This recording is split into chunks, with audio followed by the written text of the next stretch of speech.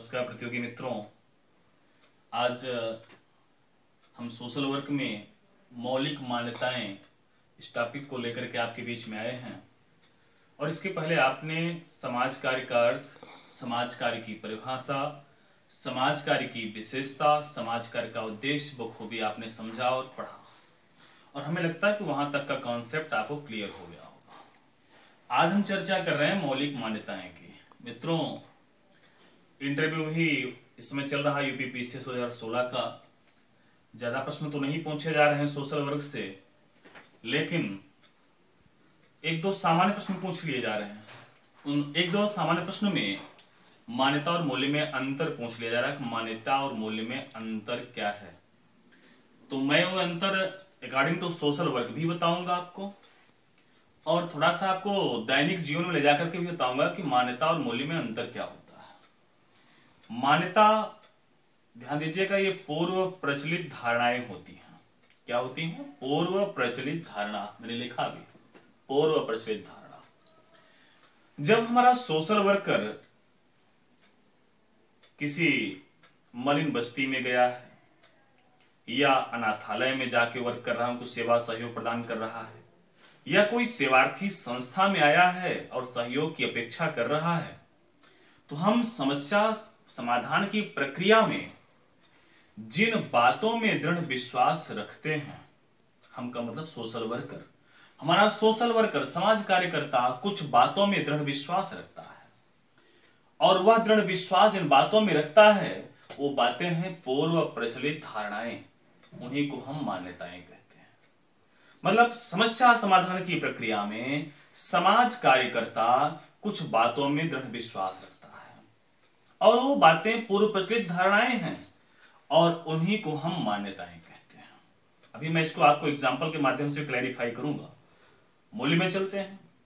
मूल्य के बारे में कहा जाता है मूल्य एक सांस्कृतिक मानक है जो यह बताता है कि समाज में क्या वांछनीय है और क्या अवांछनीय है। ध्यान दीजिएगा, क्या है मूल्य? एक सांस्कृतिक मानक है, और जो यह बताता है कि समाज में क्या वांछनीय है और क्या अवांछनीय है। जैसे सत्यता, जैसे ईमानदारी, जैसे स्वतंत्रता, समानता, ये हमारी क्या है? मूल्य है। और ध्यान रखिएगा, प्रत्येक व्यवसाय का अपना एक मूल्य होता है। प्रत्येक व्यवसाय का अपना एक मूल्य है। बिना मूल्य के व्यवसाय संभव नहीं है। हम कैसे जान लेते हैं कि ये चीज सही है गलत है? कुछ मानक होगा ना हमारा। हम कैसे जान जाते हैं कि ये शुद्ध है या अशुद्ध है? कुछ मानक होगा हमारा। तो उसी मानक की बात है मूल्य। उसी मानक को हम मूल्य कहते हैं। यह विचारों की, अभिव्यक्ति की, अनुभूतियों की, वस्तुओं की, साध्य और साधनों की क्या उचित है क्या अनुचित है, इसका निराकरण करता है हमारा मूल्य। अब थोड़ा सा आइए इसको दैनिक जीवन में समझे हम। दैनिक जीवन समझने का तात्पर्य यह है, जैसे हम किसी कोचिंग में जाते हैं, क्लास करना है हमें, इंटरव्यू की क्लास करना है या मेंस के सब्जेक्ट की क्लास करना है हमें, तो आपका नाम, मोबाइल नंबर इंक्वायरी रजिस्टर में दर्ज किया जाता है। कितने बजे आए थे, क्या किए थे, किन किन बातों की आपने जानकारी लिया, वो नोट कर लेते हैं। फिर आपको एक रजिस्ट्रेशन फॉर्म दिया जाता है कि इस फॉर्म को फिलअप करिए, आपका एडमिशन होगा। भाई ये क्या है? ये उनकी मान्यता है, ये उनकी पूर्व प्रचलित धारणा है कि आपसे एक कोरम पूरा कराते हैं। इसमें हमारा सोशल वर्कर, हमारा टीचर जो वहां पे उपलब्ध है, वो दृढ़ विश्वास रखता है कि ये सब जानकारी आप हमें दे दीजिए। अब उसके मूल्य क्या है?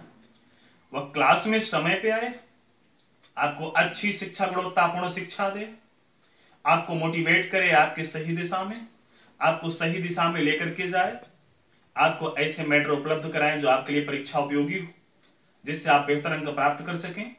ये उसकी गुणवत्ता है, ये उसका मूल्य है। तो मूल्य और मान्यता का अंतर आपको स्पष्ट हो गया होगा कि इसी ढंग से जब हम किसी कोचिंग में प्रवेश करने के लिए जाते हैं तो कुछ उनकी परंपराएं हैं, उसका पालन कराते हैं। भाई बिना रजिस्ट्रेशन की क्लास नहीं हो सकती। हो सकता है, कोई जरूरी थोड़ी है फॉर्म भरा जाए तभी अब क्लास होगा, लेकिन ये एक परंपरा है कि हम फॉर्म फिलअप कराते हैं, हम आपकी बेसिक जानकारी रखते हैं कि आपका घर कहाँ है, पिता का नाम क्या है, आपका एजुकेशनल डिटेल क्या है, ये हमारी मान्यता है।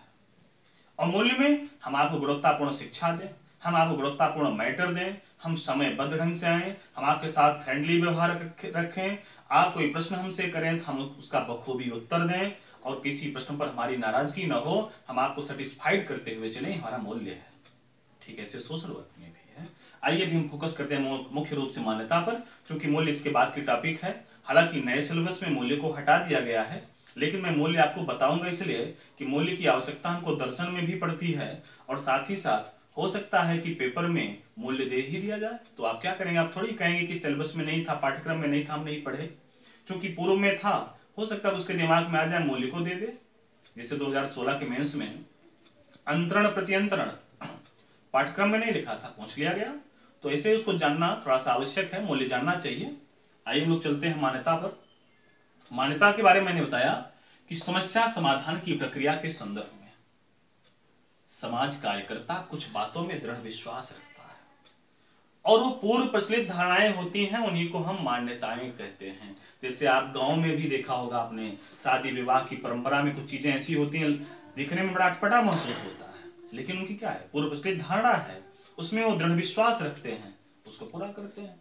हर गांव की अपनी एकमात्र देवी होते हैं, देवता होते हैं, उनकी पूजा की जाती है, उनकी परंपरा है, उनकी दृढ़ विश्वास है उसमें, इसलिए उनकी मान्यताएं हैं। ठीक है, सोशल वर्क में भी है कि ये कुछ कार्य करने से पहले समस्या समाधान की प्रक्रिया में ये कुछ बातों में दृढ़ विश्वास रखते हैं, जिनको हम पूर्व प्रचलित धारणा के नाम से जानते हैं, और वो मान्यताएं होती हैं। यहां तक कोई समस्या नहीं होगी। अब क्लार्क साहब ने, थिंकर समाज कार्य के क्लार्क हैं, उन्होंने 6 मान्यताएं दिया। आइए हम 6 मान्यताओं के बारे में जानते हैं। और ध्यान दीजिएगा, इसमें कोई कटौती आप एग्जाम में नहीं कर सकते। क्लार्क का नाम आपने लिख दिया तो 6 मान्यताओं का उल्लेख करना जरूरी है। हाँ, आप चाहे चित्रात्मक प्रदर्शन करें और आप चाहे वहां पर पॉइंट वाइज नोट कर दें, उसमें आप पर निर्भर करता है आप कैसे काम करते हैं। आते हैं पहले हम समाज कार्य एक व्यवसाय है, ये इनकी पहली मान्यता है। भाई हम पहले ये तो माने कि समाज कार्य क्या है, एक प्रोफेशन है, एक व्यवसाय है। अगर दुकानदार अपनी दुकान को एक दुकान न समझ करके अपने हिसाब से जब मन कहे खोले, जब मन कहे बंद करे, दोपहर में खोल दे फिर बंद कर दे, तो दुकान उसकी चलेगी क्या? नहीं चलेगी। कोचिंग संचालक अगर उसे प्रोफेशन मान करके काम कर रहा था तो अच्छी बात है। अगर ना प्रोफेशन माने उसे, हम आपको समय बुलाए हैं 10 बजे क्लास करने के लिए, हम 11 बजे आ रहे हैं, 11 बजे तक कोई कोचिंग पे आया ही नहीं, कर्मचारी ही नहीं आया, तो निश्चित रूप से हम व्यवसाय करने में सक्षम नहीं होंगे। हम अपने सेवार्थी की, छात्र की इच्छा को पूरा नहीं कर पाएंगे, उसे हम समझा नहीं पाएंगे, उसे हम अच्छा मैटर नहीं दे पाएंगे, उसे सही दिशा हम नहीं दे पाएंगे, उसे हम गुणवत्तापूर्ण व्यवस्था नहीं दे पाएंगे। इसलिए सबसे पहला काम है कि हम माने कि समाज का एक व्यवसाय है। इसलिए मैंने लिखा है एक व्यवहारिक स्वरूप। ये हमारे सैद्धांतिक स्वरूप में ना चले, एक समाज का व्यवसाय बस हमारे सिद्धांत में ही चले, वो अप्लाइड पोर्शन में भी दिखे, वो व्यवहारिक स्वरूप में भी दिखे, हर कोई संतुष्ट होकर के जाए, ये हमारी व्यवस्था है। दूसरी बात मैंने लिखा है कि व्यवहारिक ज्ञान और प्राविधिक निपुणता की आवश्यकता है। दुकानदार दुकान खोल के बैठा है, डॉक्टर साहब अपने डिस्पेंसरी पे बैठे हुए हैं, अगर उनको अपने पेशेंट से या अपने ग्राहक से बात करने का तरीका नहीं पता है, व्यवहारिक ज्ञान नहीं है, तो क्या वो लोगों को जोड़ पाएंगे क्या अपने आप से? नहीं जोड़ पाएंगे। कोई टीचर आए क्लास में, स्टूडेंट से मतलब ना रखे, स्टूडेंट से कोई बातचीत ना करे, स्टूडेंट की समस्याओं पे ध्यान ना दे, तो क्या वो स्टूडेंट टीचर से जुड़ पाएगा क्या? नहीं जुड़ पाएगा। आप कितने दिन बांध के उनको रख सकते हैं? बांध करके कोई कार्य नहीं किया जा सकता। आपकी गुणवत्ता है, आपका सरलता, आपकी सहजता, एक टीचर में भी ये चीज होना चाहिए, सरल और सहज होना चाहिए, तभी स्टूडेंट आपसे जुड़ेगा और तभी आप उसको, उसकी बात को समझेंगे, उसकी समस्याओं को सुनना चाहिए, समझना चाहिए और उसका समुचित निदान करने का प्रयास करना चाहिए। इसलिए व्यवहारिक ज्ञान की आवश्यकता है। प्राविधिक निपुणता, ये प्राविधिक निपुणता, टेक्निकल स्किल हमारे लिए बहुत आवश्यक है। किसी समस्या का समाधान करना है, भाई अगर छोटा सा बच्चा है और हमने कहा कि भाई 2 धन 2 क्या होता है, वो नहीं बता पा रहा है, हम क्या करते हैं, हम उसके लिए लाइन बना देते हैं कि 2 ये है, 2 ये है, इनको गिन लो, गिन के बताओ, तो वो गिन के बता देगा 4। इसका मतलब है कि मैंने अपने टेक्निकल स्किल का प्रयोग किया उसकी समस्या को देखते हुए, उसकी समस्या को मैंने समझा कि 2 धन 2 नहीं जोड़ पा रहा है, तो मैंने क्या किया, 2 लाइन बनाया, फिर 2 लाइन बनाया और गिनने के लिए बोल दिया, उसने गिन लिया, लाइन बता दिया 4। मतलब हमारा सेवार्थी कैसे संतुष्ट होगा, ये मेरी स्किल है, ये मेरी टेक्निकलिटी है, मुझे सोच करके विचार करके उस पर कदम बढ़ाना है, क्योंकि समाज का एक व्यवसाय है। ये एक प्रचलित धारणा है, ये हमारे दिमाग में चलती रहे, हमको मानना पड़ेगा। उसके बाद उसने 31वीं पॉइंट में कहा कार्यकर्ता के उत्तरदायित्व की जरूरत है। वह व्यवसायी को कौन सा जिसमें रिस्पॉन्सिबिलिटी ना हो। रिस्पॉन्सिबिलिटी तो बहुत आवश्यक है। हम लोग इस पेशे में हैं, टीचिंग पेशे में विगत 7-8 साल से मैं हूं। सिविल सेवा के प्रतियोगियों को सांख्यिकी, गणित और समाज कार्य, अब आने वाले समय में एथिक्स की भी सुविधा उपलब्ध कराऊंगा। हमारी एक उत्तरदायित्व होती है, हमारी जिम्मेदारी होती है, हमारा एक स्टूडेंट सेटिस्फाइड हो, हमारे स्टूडेंट मैक्सिमम मात्रा में सेलेक्ट हो, हमारे स्टूडेंट अधिकतम अंक प्राप्त करें, हमारे स्टूडेंट कहीं से भी कहीं कोई दिक्कत ना आए, किसी के सामने डिस्कशन के लिए बैठे हो तो बखूबी उत्तर दे सकें, एक पॉइंट का उत्तर दे सकें, इंटरव्यू देने जाएं तो मान्यता और मूल्य में अंतर बहुत आसानी से बता सकें। ये हमारी उत्तरदायित्व है आपके प्रति। इसलिए हमको ये मानना पड़ेगा कि समाज का एक व्यवसाय है। जैसे मैं आपको ऑनलाइन क्लास दे रहा हूं, इसे मुझे मानना है कि मेरा प्रोफेशन है, इसमें मेरे उत्तरदायित्व की जरूरत है। ठीक ऐसे सोशल वर्कर में भी सोशल वर्कर कार्यकर्ता के उत्तरदायित्व की जरूरत है। दूसरा उन्होंने क्या मान्यता दिया कि समाजकार की अपनी प्रक्रियाएं एवं प्रविधियां हैं। प्रक्रिया का मतलब प्रोसेस। कौन सा प्रोसेस? जिस प्रोसेस की चर्चा मैंने आपसे पहले दिन की क्लास में कर दिया था। कौन सा? अध्ययन, निदान, उपचार और साथ ही साथ संस्था में प्रवेश करने से लेकर के समाज की मुख्य धारा में समायोजित होने तक मूल्यांकन, यह भी बहुत जरूरी है। इस प्रक्रिया पर भी सोशल वर्कर की निगाह होती है। प्रविधियां, मेथड। भाई प्रक्रिया और प्रविधि ये दोनों ही आवश्यक है, सोशल वर्कर को जानना चाहिए।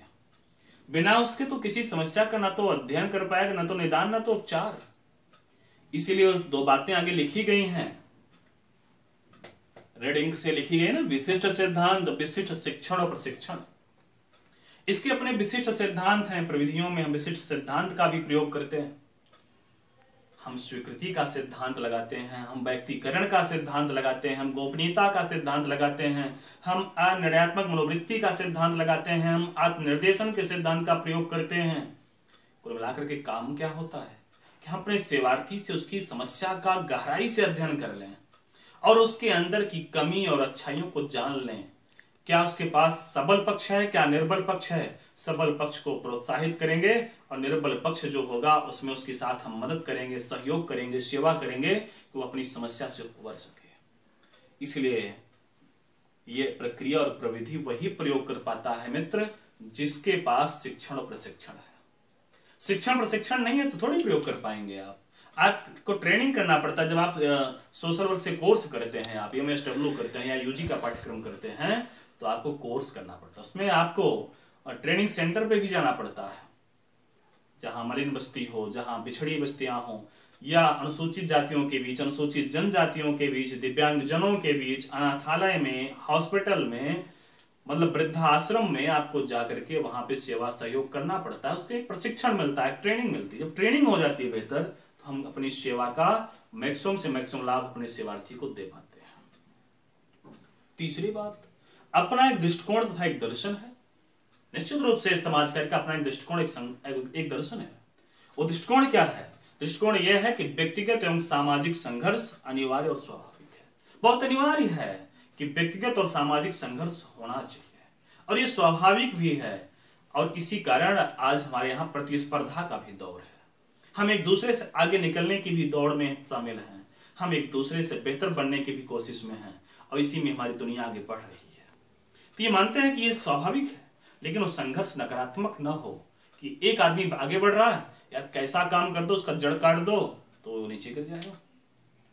एक आदमी पढ़ने में बहुत अच्छा है, चलो उसके नोट्स चोरी कर लेते हैं। ये नकारात्मक संघर्ष है, आपका सकारात्मक संघर्ष नहीं है।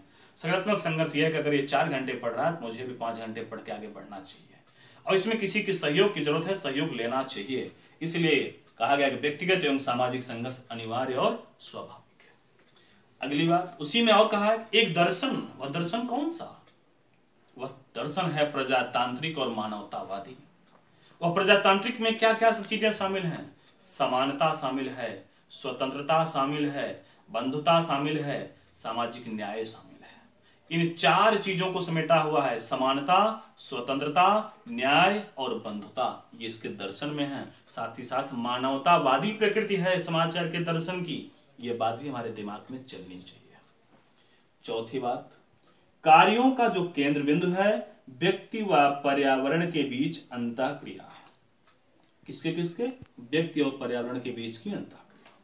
ये क्या कौन सा अंतःक्रिया है? क्या चीज होता है भाई? हम जिस समाज में रहते हैं वहां समाज का इंटरेक्शन होता है, एक अंतःक्रिया होती है। हम उससे बिना प्रभावित हुए थोड़ी रह सकते हैं, लेकिन कभी कभी ये हमारी व्यक्तिगत समस्या का एक स्रोत बन जाता है। हमारी अंतःक्रिया बनता है ना, कभी कभी हमारा समाज से सामंजस्य नहीं बैठ पा रहा है, हम उसकी अंतःक्रिया से गलत दिशा में प्रेरित हो जा रहे हैं। तो वही देखता है सोशल वर्कर कि आप जिस एनवायरमेंट में रहते हैं, जिस परिवेश में आप रहते हैं, वहां की व्यवस्था क्या है। कहीं आप उससे गलत दिशा में तो अंतःक्रिया आपकी नहीं हो रही है। इसलिए वह नकारात्मक अंतःक्रिया को हतोत्साहित करता है और सकारात्मक अंतःक्रिया को प्रोत्साहित करता है। दोनों अंतःक्रियाएं होती हैं, सकारात्मक भी और नकारात्मक भी। और दूसरी बात उसने कहा है कि आवश्यकता, अंतःक्रिया के साथ साथ आवश्यकता भी व्यक्तिगत समस्या का स्रोत है। हमारी कोई आवश्यकता है, वो पूर्ति नहीं हो पा रही है, तो हमें लगता है कि एक समस्या मेरे सामने आ गई। हमें अपने बच्चे को पढ़ाना है, फीस नहीं है, हमारी आवश्यकता है फीस कहीं से व्यवस्था हो जाए। निश्चित रूप से मेरे दिमाग में चल रहा है, एक समस्या मेरे लिए। तो आवश्यकता और अंतःक्रिया ये व्यक्तिगत समस्या का एक स्रोत है। और हमारा सोशल वर्कर इन दोनों बातों पर बहुत विशेष ध्यान देता है कि आप जिस परिवेश में रह रहे हैं उससे आपका अंतःक्रिया क्या है, दूसरी बात आपकी आवश्यकता क्या है। यहां तक कोई दिक्कत नहीं होनी चाहिए। पांचवी बात, समुदाय में उपलब्ध साधनों, स्रोतों तथा उसके उपयोग की स्पष्ट जानकारी होनी चाहिए। भाई वो सोशल वर्कर ही क्या, जिसे अपने स्रोत, अपने साधन की जानकारी न हो और उसके उपयोग की जानकारी न हो। आप डॉक्टर साहब के यहां गए, वो कहे भाई इंजेक्शन हमारे यहां तो रखा है लेकिन इंजेक्शन लगाना मैं नहीं जानता हूं। वो डॉक्टर साहब किस काम के? भाई किस काम के? आपके पास साधन तो है, उसका उपयोग करने की जानकारी नहीं। अगर कोई डॉक्टर साहब ये कहें भाई अल्ट्रासाउंड कराना है, आपने पूछा सर होता कहां पे है, मुझे तो नहीं पता, तो डॉक्टर साहब व्यर्थ हैं, किसी काम के नहीं है। उनका पैसा व्यर्थ है, उनका व्यवसाय व्यर्थ है, किस काम में आ सकता भाई? एक डॉक्टर वह है जिसे अपने स्रोत, अपने साधन की जानकारी हो, उसके उपयोग की भी जानकारी हो। आप एक्सरे रिपोर्ट लेके गए, उसके देखने की जानकारी नहीं, देख ही नहीं पा रहे हैं, कह रहे हैं भाई हम एक्सरे तो करवा ली, मुझे पता नहीं कैसे देखना है इसे। इसलिए एक सोशल वर्कर को अपने समुदाय में, जिस समुदाय में वो कार्य कर रहा है, सहयोग प्रदान करने की कोशिश कर रहा है, वहां के साधन, स्रोत की जानकारी हो और उसके उपयोग की जानकारी हो। यह उसके लिए बहुत ही आवश्यक है। जैसे समाज में, हमारे समुदाय में क्या क्या चीजें उपलब्ध हैं जिनसे हम इनकी मदद कर सकते हैं, उसका प्रयोग करते हुए इनको समस्या से उबार सकते हैं, उसकी जानकारी हो, उसका उपयोग कैसे करना है। इस समुदाय में बहुत से व्यक्ति हमको मिल गए जो बेरोजगार हैं। बहुत से ऐसे व्यक्ति मिले जिनके यहां आज भी लकड़ी से खाना बन रहा है, धुआं धक्कड़ की व्यवस्था हो रही है।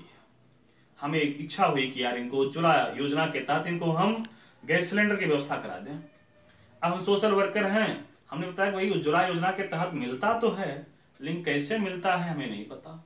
तो फिर आपको बताने का मतलब क्या निकला? आपको उज्ज्वला योजना क्या है, कैसे मिलती इसकी व्यवस्था का लाभ, कैसे करवाना है, ये आपको जानकारी होनी चाहिए, क्योंकि आप एक सोशल वर्कर हैं। इसलिए समुदाय में उपलब्ध साधनों, स्रोतों तथा उसके उपयोग की स्पष्ट जानकारी एक सोशल वर्कर को होनी चाहिए। बेरोजगार युवा है, उसे मुख्यमंत्री स्वरोजगार योजना के तहत फाइनेंस कैसे मिलती है, कैसे आर्थिक व्यवस्था मिलती है, इसकी जानकारी होनी चाहिए, तभी वो अपने सेवार्थी को बेहतर लाभ दे सकता है। वहां पे समुदाय में मैक्सिमम लोग सब बाहर शौच के लिए जाते हैं, उन्हें शौचालय की व्यवस्था कैसे मिलेगी, इसकी जानकारी सोशल वर्कर को होनी चाहिए, उसको बताना चाहिए उसके बारे में, उसके लाभ बताने चाहिए और कैसे उसका लाभ वो ले सकता है, कैसे शौचालय का निर्माण अपने घर पे करवा सकता है, उसकी भी व्यवस्था उसको बतानी चाहिए, उसको मदद करनी चाहिए। नेक्स्ट और अंतिम मान्यता कि व्यक्ति व समाज अन्योन्याश्रित है। कहीं कहीं ये भी मिलता है, इसलिए मैंने एक दूसरी बात भी लिखा कि व्यक्ति एक संपूर्ण इकाई, कहीं कहीं ये भी लिखा हुआ मिलता है। हमने दोनों को एक साथ में ले लिया है कि व्यक्ति व समाज अन्योन्याश्रित हैं और व्यक्ति एक संपूर्ण इकाई है। मित्रों, मैकाइवर और पेज ने कहा है कि समाज सामाजिक संबंधों का एक जाल है। समाज सामाजिक संबंधों का एक जाल है और मनुष्य एक सामाजिक प्राणी है। अगर मनुष्य एक सामाजिक प्राणी है तो निश्चित रूप से वह समाज से जुड़ा हुआ है, और अगर समाज प्रभावित होगा तो व्यक्ति का प्रभावित होना तय है, और व्यक्ति अगर प्रभावित होगा तो समाज का प्रभावित होना तय है। आपने सुना भी होगा, देखा भी होगा, कहते हुए लोग मिलते भी हैं, यार मेरे गांव में लड़का आईएएस हो गया, तो उसका प्रभाव समाज पे पड़ता है। उस गांव के, उस समुदाय के लोग उत्साहित होते हैं, मुझे भी आईएएस या पीसीएस या नौकरी लेना है, एक जज्बा बनता है। कोई लड़का फॉरेन में साइंटिस्ट हो गया, उसका भी प्रभाव पड़ता है। 2, 4, 10 बच्चे तो जरूर उत्साहित होते हैं कि मुझे बनना है। अब पता चला कि वहीं 10 शराबी पैदा हो गए, तो 10 शराबी भी उस समाज को प्रभावित करते हैं। इसीलिए कहा गया कि व्यक्ति व समाज अन्योन्याश्रित है। व्यक्ति प्रभावित होगा तो समाज भी प्रभावित होगा, और समाज प्रभावित होगा तो व्यक्ति भी प्रभावित होगा। ये बात एकदम स्पष्ट है।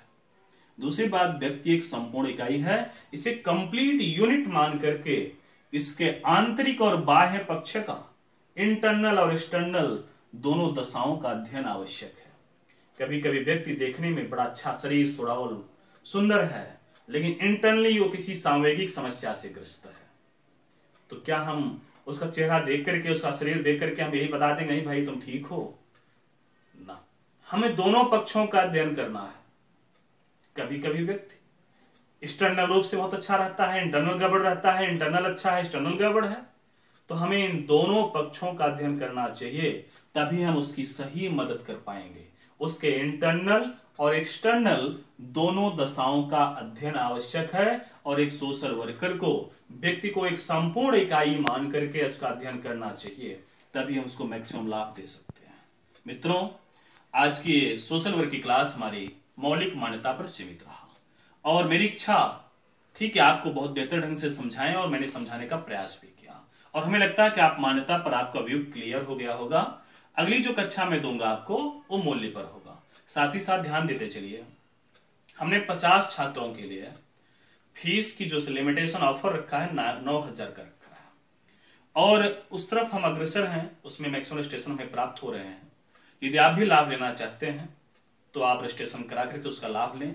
चूंकि 1 यूनिट के बाद मैं इसको केवल जिनका पेमेंट प्राप्त हुआ है उनको डायरेक्ट अपने वेबसाइट से लिंक करके उनको हम सीधे सीधे क्लास प्रोवाइड करेंगे। केवल 1 यूनिट तक मैं यूट्यूब चैनल पर फ्री दे रहा हूं कि आप आसानी से देख सकें, समझ सकें। एक तरह से भी कुछ लोगों की इच्छाएं थी डेमो देने की, हालांकि मैं डेमो देने के लिए नहीं पढ़ाता हूं कि आपको डेमो दूं। कारण यह है कि अगर मेरे बारे में आपको जानना है, मेरी गुणवत्ता जानना है, तो आप मेरी किताब से जान सकते हैं, मेरी क्लास से जान सकते हैं, मेरी क्लास में आके जान सकते हैं। कोई बहुत आवश्यक नहीं था, लेकिन इच्छा थी कि मैक्सिमम लोगों तक बातें पहुंचे, हमारे लोग डायग्राम मेथड को जाने। हो सकता है कोई अगर मेरी क्लास ना भी लेना चाहें तो इसी स्तर पर अपने अन्य टॉपिक को तैयार करें, इसी हिसाब से बनाएं, इसी हिसाब से अपना समग्र अध्ययन रखें, ग्रुप बना के डिस्कशन करें, आपस में चर्चा करें, समसामयिक मुद्दों को जोड़ें उससे, तभी वो सोशल वर्क में अच्छा अंक प्राप्त कर सकते हैं। और सोशल वर्क निस्संदेह बहुत छोटा सिलेबस है, अच्छा अंकदायी है, और कम समय में तैयार किया जा सकता है। और आपके जीएस में सामाजिक मुद्दे जो टॉपिक हैं वो यहाँ से रिलेटेड हैं। आप जब इनको पढ़े रहेंगे तो हमें लगता है कि सामाजिक मुद्दे या सामाजिक विमर्श, सामाजिक न्याय में आप आसानी से टॉपिक लिख सकते हैं जीएस में भी। बहुत बहुत धन्यवाद मित्रों, आपको बहुत बहुत आभार।